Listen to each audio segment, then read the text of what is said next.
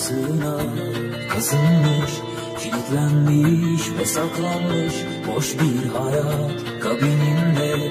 Varsayım içinde sonsuz zaman deneyimde, bilinmeze doğru gidiyor gibi. Her yanım sarılmış, çıkışlarım yok artık. Yapmayı istediğim hayallerin peşinde.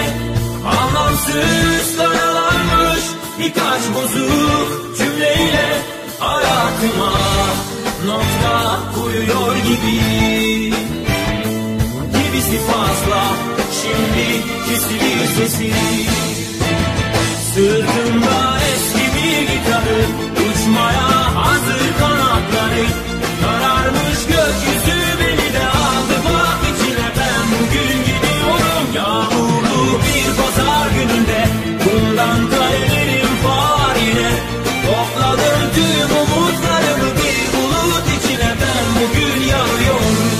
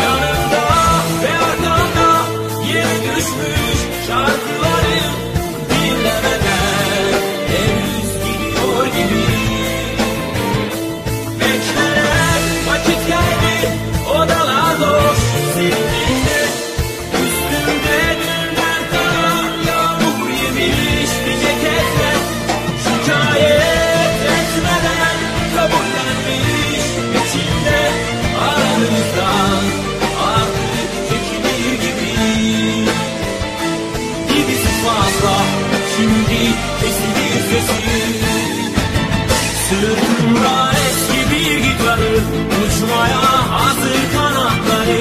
Kararmış gökyüzü beni de aldı bak içine. Ben bugün gidiyorum yağmurlu bir pazar gününde. Bundan kalelerim var yine. Topladım tüm umutlarımı bir bulut içine. Ben bugün gidiyorum. Sırtımda eski bir gitarı, uçmaya hazır kanatları. Kararmış gökyüzü